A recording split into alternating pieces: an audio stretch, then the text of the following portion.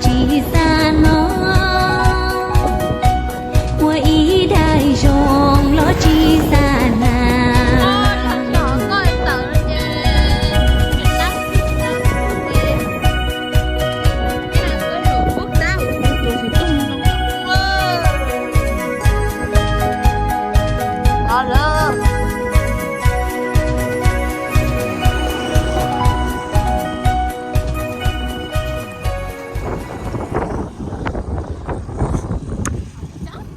在这那窝里弄了边去找那了，这种那个啥家是，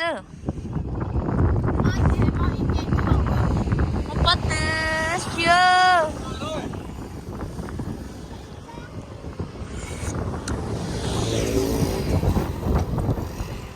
我了，你这啥东西会是的，护照到啊，想想叫那东西会是。đi nuôi tại đây bơi tại đây họ sẽ sẵn sàng muốn được tròn nó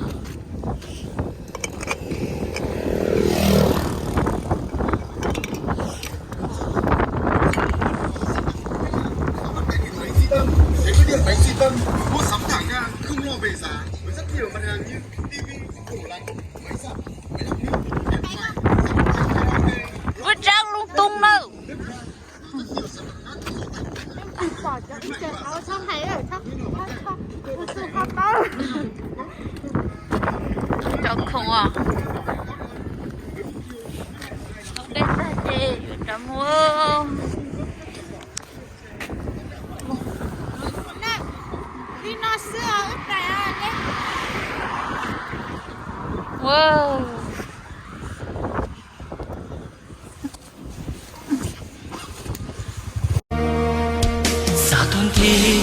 mua mẹ ca nông nhà yo ya mo tia chi mo ulusia wi to ko dawa ku nyo ko lu ning no yo mo cho nông từ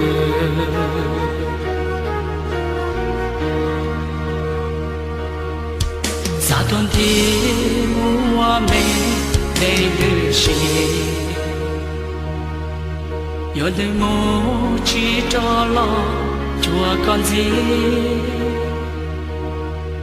thiệt chỉ li trao cu nhỏ nhỏ có lu ninh nó quay xe có chỉ lưu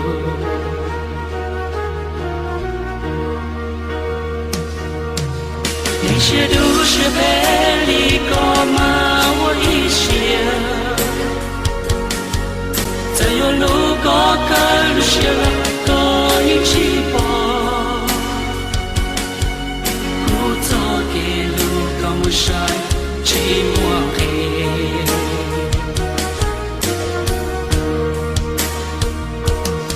啥样去我没多。yo chua mo có cơ lu càng tu nó thiệt chỉ bỏ có lu trên mùa loạn gì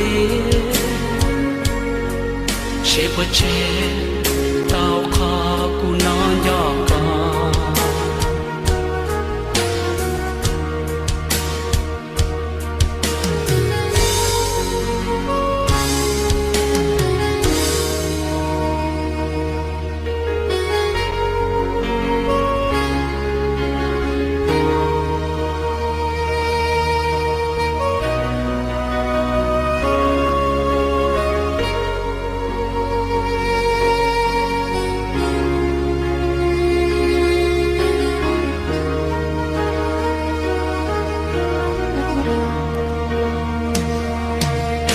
些都是被你搞嘛，我一些，这有路高跟路些了，高一起跑，故早给路高我晒，寂寞黑。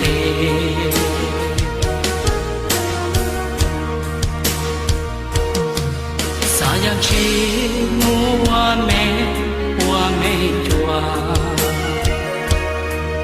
有错我ก็เคยรู้การดูน้อเทียชิปอก็รู้ใจมัวลัวเทียเชปเชเต้าคอกูนอนยอกกอ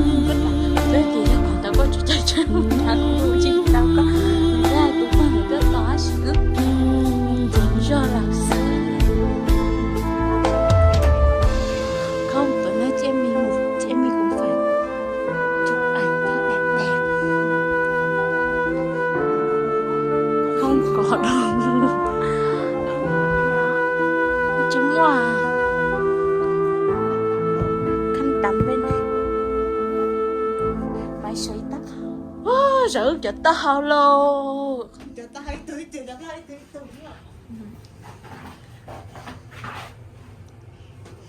Mọi người ơi, cuối cùng mình cũng đến. Mọi người ơi, cuối cùng view rất là đẹp. Nhưng mà trời ơi mọi người ơi, không may mắn. Hy vọng cầu trời, cầu Phật, cầu đất may trời nắng. Thôi ạ. Thùng rác ở đây à? Thế chị em mình đi ăn lẩu không? Đi không? Nhiệt tà ấy. Em còn 6 triệu rưỡi. Thôi ồ, cũng nhiệt tà. Của tôi nhỏ có thịt. Tuyệt rồi. Nói tôi chỉ có lên học chả. Nói chị thích thịt chợ. Con gì chở không à?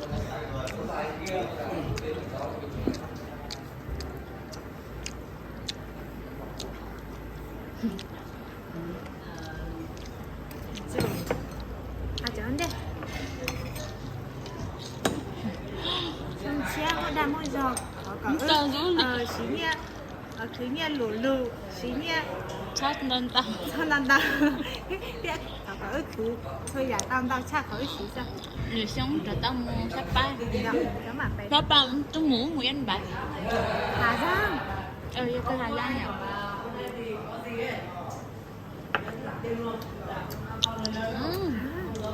Nó cũng Mới lúc khó nào có chiều. Bạch. nó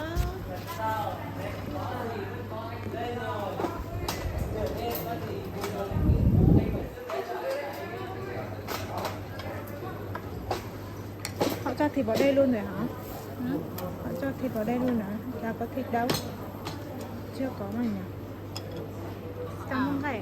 Sao cho lẩu thái Molino Không có thịt. Lẩu gà đen còn hơn nhỉ?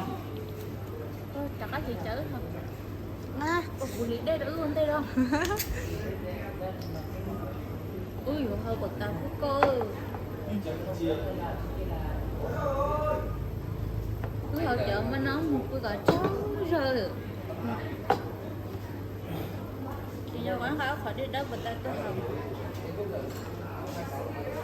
Ôi giờ lấy trứng vang hay là cho ư liều.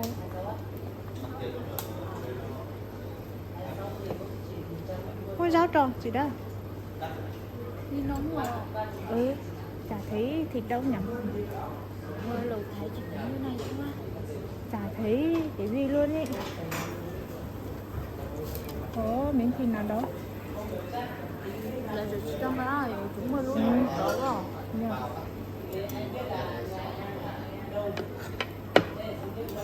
Mình ăn rau chưa? Cho em muốn cho dao dao. Cho dao dao ít liều. Nhưng mà Đồ. Dụ cho cái mốt tròn.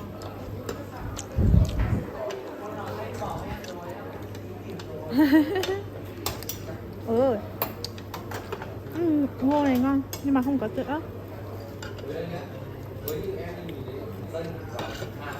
Nấm nhé. Nấm nhé. Rau. Nó rất tiền. Mình đang mà áp tiền.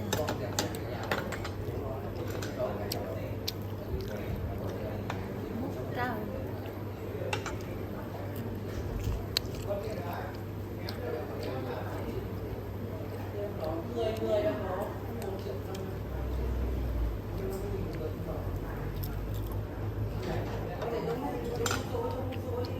Bắt canh.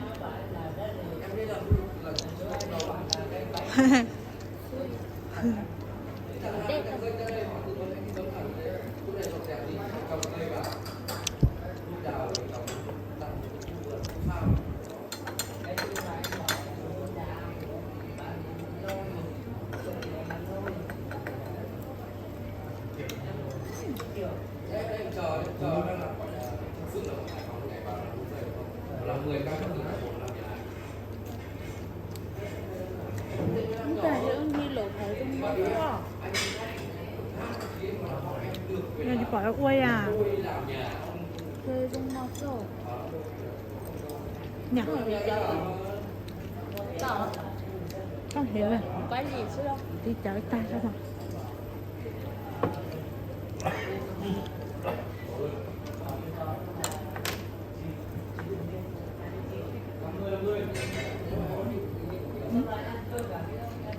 Chỉ bột xe nó chỉ gió này nó trò muốn tay chú có lần gì không?